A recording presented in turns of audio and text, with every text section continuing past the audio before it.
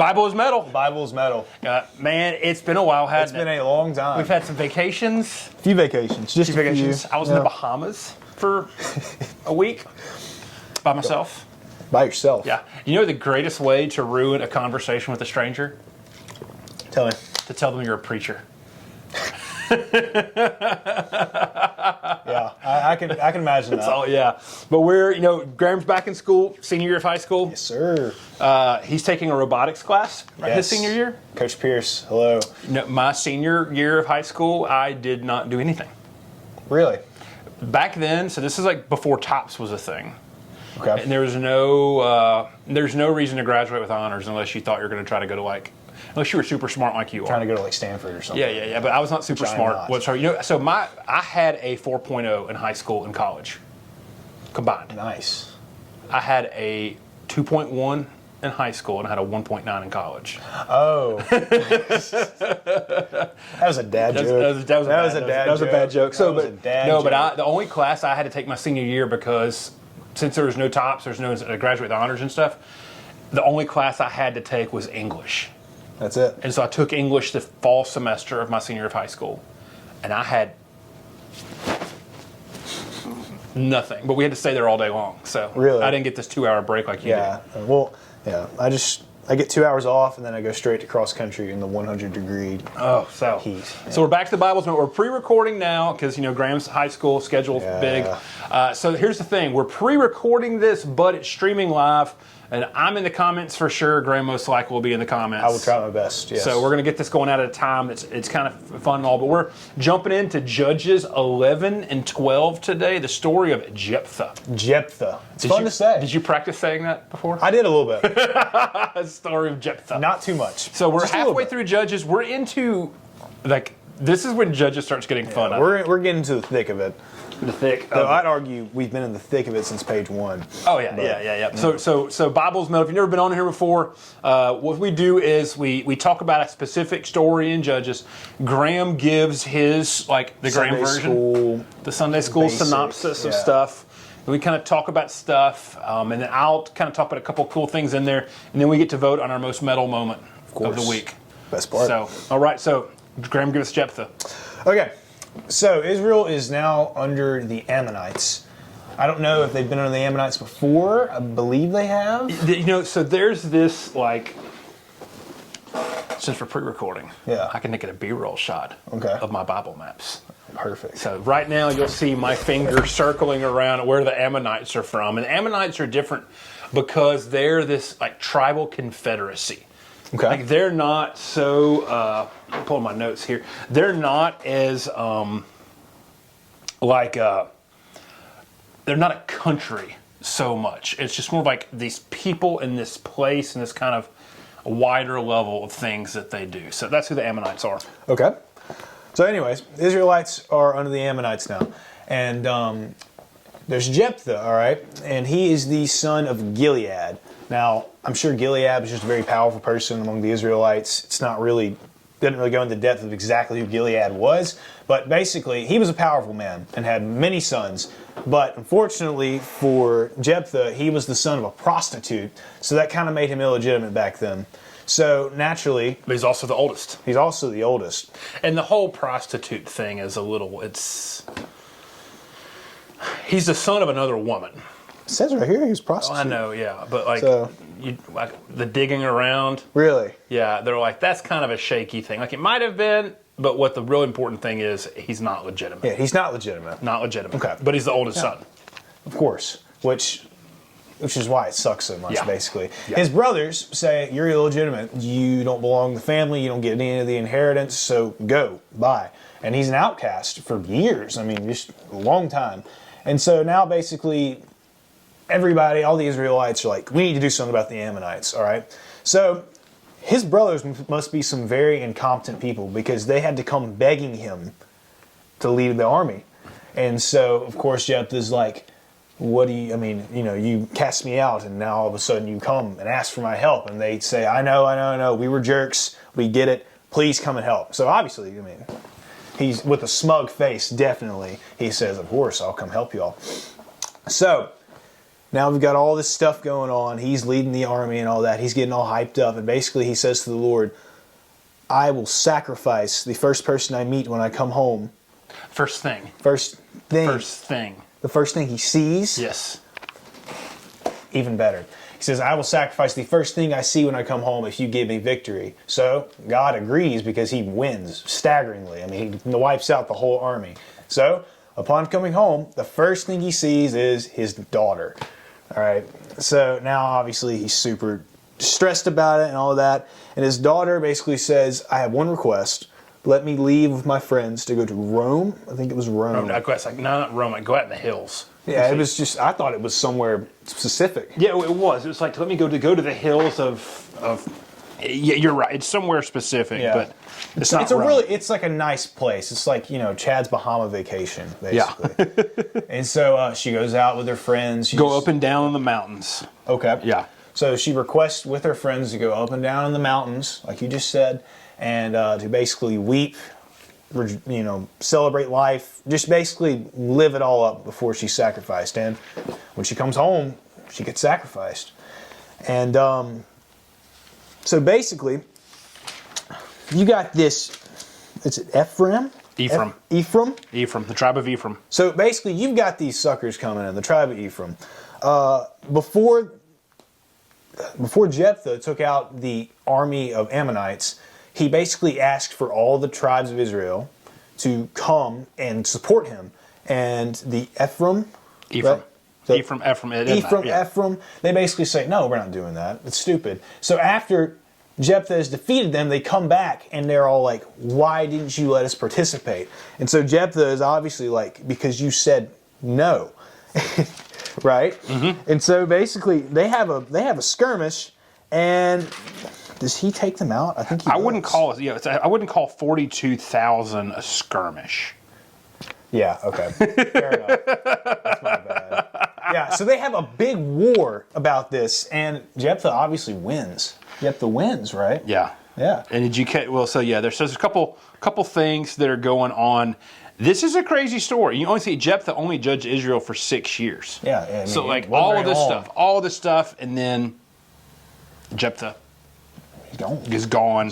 And after it, there's some stuff. It's it. I mean, it's just like it's there. And so, what does this mean? So this story is like to me, this is a Western. Yeah, so this story is it's different, and it's a Western. Yeah. So if you ever seen like The Good, the Bad, and the Ugly, like I've never seen it. you ever seen spaghetti westerns? I've never seen any westerns at all. So you need to see this. So this story is it's a spaghetti western. A spaghetti western. Yeah, that's what all like The Good, the Bad, and the Ugly, A Fistful of Dollars, Why is it Outlaw called Josie Wells, because they were made in Italy. Really? Yes. I learn something new every day. Yeah, so they were made in Italy. They call them spaghetti westerns. They filmed them. They were usually Italian crews and directors and everybody. Clint Eastwood would go over, but they would make them in Spain. Interesting. Did you see Once Upon a Time in Hollywood? Nope. Okay, because he goes over to Europe and makes a bunch of cowboy movies, and it's kind of playing off the spaghetti western thing. But this idea of this outlaw figure that everybody needs is the key thing inside of spaghetti westerns. And it's just the story of Jephthah. So a couple things going on. It says he's a son of Gilead. Now, Gilead is this big region on the other side of the Sea of Galilee from where like Jesus did all the Jesus stuff hundreds of years later. Jesus stuff, yeah. Yeah, Jesus did all the Jesus stuff hundreds of years later. There's an old hymn, there's a balm in Gilead. It's this kind of area. It's this giant, this mountain range that's overlooking the Sea of Galilee. And so the idea of like Jephthah's dad being Gilead, or the idea is like no, he was born into a super important family in Gilead, almost along the lines of, hey, you're supposed to be the ruler of this whole tribe and area, but because of your dad's infidelity, you're not. and you see his brothers, all the stuff like you talked about, like his brothers, they kicked him out. He goes off to just do his own thing. And the big thing about this story, like a big, huge part of this story, is all about legitimacy. And then we find out that Gilead, that Jephthah, he flees, he goes to the land of Tav, he collects, the English Standard says worthless fellows. So the idea of like they're empty, and it's not like in other places like the word worthless will be used to talk about idolatry and that sort of thing. But what we find here is he goes off into the wilderness and ends up collecting a bunch of other people who don't matter.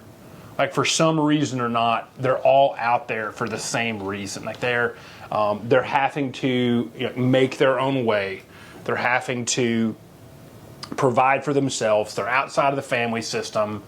They're mercenaries, like you think Game of Thrones, like all the kind of like stories you find like this, like that's what Jephthah goes out somewhere else and collects this massive bunch of warriors and essentially like turns into a mercenary. And so it's this mercenary for hire. And you see the Ammonites, and the Ammonites thing is that they're this loose confederation of people. And remember, we've talked about this the whole time that we've been going through the Bible as metal. Israel is at a crossroads between the big, huge countries. Mm-hmm. And Egypt, at this point in time, begins to lose its power. And so the Ammonites is like a loose confederation of tribes. They're trying to get themselves together. Mm-hmm. And they're trying to be more of a new country. And they're trying to assert themselves to things. And they realize that Egypt, the predominant power, has moved out of Palestine, or at this point in time, it was just Canaan. Mm-hmm. And so now the Ammonites come in, and there's these massive, massive farms down in the valleys. And they're just taking over everything. Because it's like the big guys have moved out. Let's move in while the getting's good. And let's try to see if we can assert ourselves to get more power. And so that's the situation that... It's just a big power vacuum. It's just, there's a power vacuum. And the Ammonites like, we're going to try to fill this. Mm-hmm. And all this is going wrong for the people in Gilead. And they're like, well, let's go. And they're like, hold on a second. We've got that brother.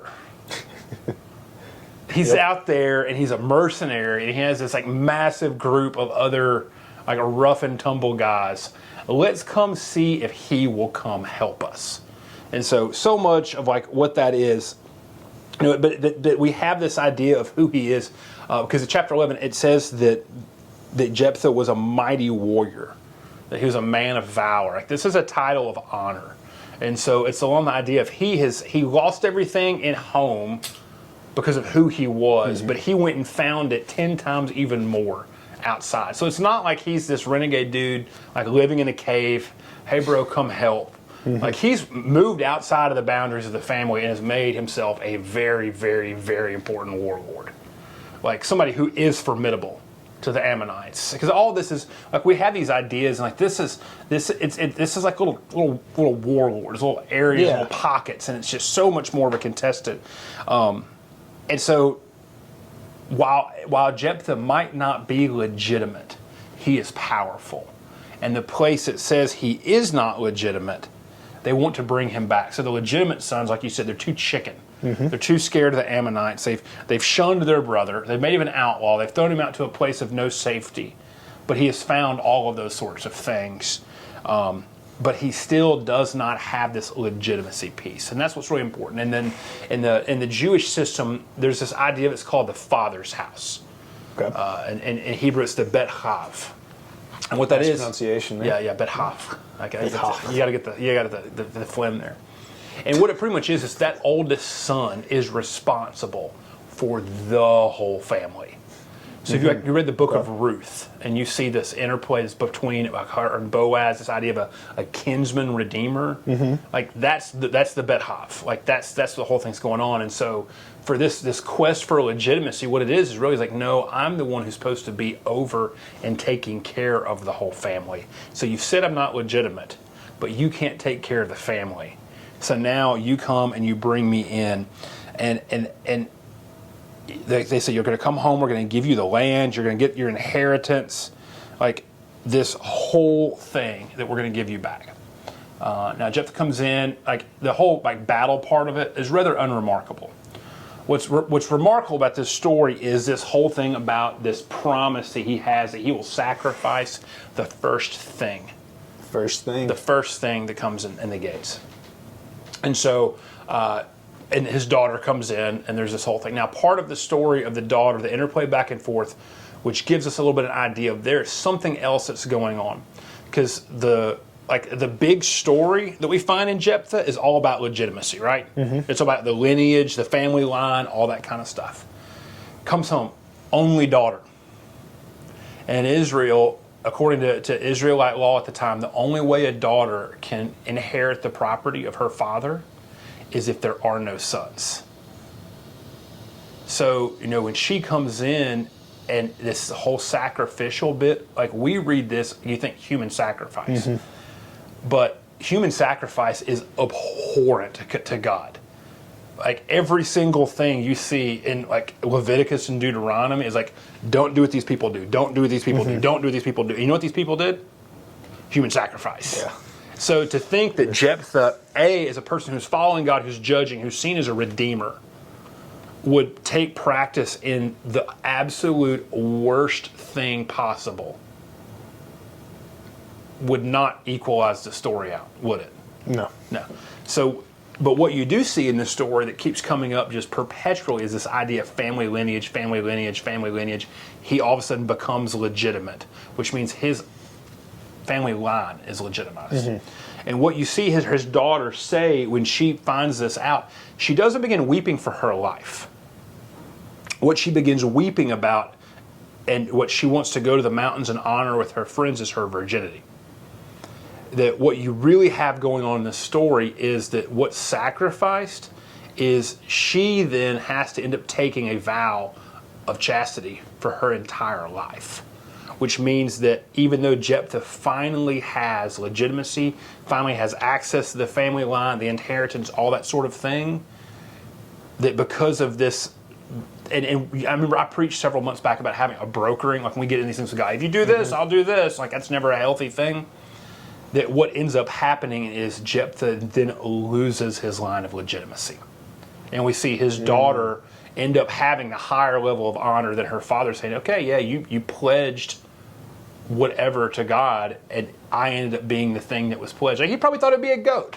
Like he probably thought, like, I'll sacrifice an animal. Goat's going to walk out. No. And then my daughter comes out, and you got to think about it. To him, with the whole part of this story being cast over is about Jephthah losing legitimacy and finding legitimacy. For his daughter then, who in a very unique circumstance, to only be his only heir, to then no longer have the ability to continue the family line, like that's the big loss for him. Because human sacrifice is just not going to happen inside of this. This is one of the stories. I actually went back and looked at that book that y'all are reading with Jack, like How Not to Read the Bible, thinking this story might have been in there. And I don't think it is. It might not be. So that's you get that thing. The second part of this story about when Ephraim gets mad, they don't get to come over and do this. You see this kind of thing happening. What's really crazy, just kind of a weird detail about the story is the way they end up killing all these Ephraimites is they wait for them at a ford as they're trying to go back and forth between their territory, and the guards hide. Say Shibboleth, which is a really weird word. Shibboleth. Like nobody can pronounce Shibboleth. Shibboleth. Yeah. Like and the thing we're making fun of is actually what's going on. For some reason, the Ephraimites. Now remember that there's a couple tribes that are on the other side of the Jordan River, and I know that Ephraim and Manasseh, I think, both of them were descended from Joseph, hundreds of years before this, who took an Egyptian bride and lived as Egyptians. And so for some reason, it might be that, it might be whatever, there's a little bit of a language difference between the two of them. Okay? And what's so interesting is you find this story in Scripture. You also find it, like, I'll tell you this, like when I lived in Kentucky, there was a town called Versailles. And you mean Versailles? Is it spelled like that? Yeah, exactly. So the local legend was that after the Civil War, during the time of Reconstruction, the locals all started calling it Versailles. Versailles. And if somebody from up north came down, like the carpetbaggers, the reconstructions, and referred to it as for sales, you would instantly know that they're not from there, and that they'd be excluded and outcast. Like when I went to college in Ruston, there's 2 main streets in Ruston. There's Trenton and there's Vienna. Okay. But nobody in Ruston calls Vienna Vienna. So what is It's Vienna. Vienna? And so in culture there's story, but the whole part about what's bad for them was like these Ephraimites come back over and they said Shibboleth or Shibboleth. I mean, they said there's something different about they could not pronounce it right, and if they pronounce it the wrong way, they get killed in the ford. 42,000 of them, people. like trickling over the course of probably months. 42,000 people get killed because they mispronounced something. They mispronounced something. Yeah. So, Man, the Bible is metal. Bible's metal. It's like really intense English class. Yeah, I told you, it's like that story. Like, you're like, oh, okay, so it's not human sacrifice. Okay, that's a bit nicer. Oh, you get killed because you mispronounced something. Yeah, that's wow. Yeah. Wow. That is. Like, I'm making sure my notes make sure I didn't like miss anything crazy. But yeah, no. But yeah, just this massive amount of bitterness that they didn't get to go to battle and do the get things. the glory. Yeah, yeah, and so it's there. But yeah, so they what was it? It's right. They seized him and slaughtered him at the fords of the Jordan. At that time, 42,000 of the Ephraimites fell. That's metal. That's metal. So what's your most metal moment of the week? Obviously that. The Shibboleth? I mean, come on. Yeah. Nothing can beat it. I'm going to agree with you. Yeah, you changed my mind. I was going to say something terrible, like they had to kill his daughter, but it didn't happen. No, he did. I really like a lot of commentators like, no, they're the things that are repeated have nothing to do with her dying, and if she is killed, there's all these details that just don't make sense. Versus see, like that's actually a serious sacrifice. So like you're so focused on legitimacy, and then you lose your legitimacy. So. Man, I think that my most metal moment, it's not really that metal, I think the whole spaghetti western vibe of this. it's pretty cool. Yeah, it's pretty cool. So we're back next week we're going to start the first half of Samson. Yes, we are. We're getting to the point we're being excited We're about. waiting for Samson. We're waiting for Samson. We're Samson. So I'm Chad. This is Graham. Hi. This is The Bible is Metal, and we will see you on the next episode.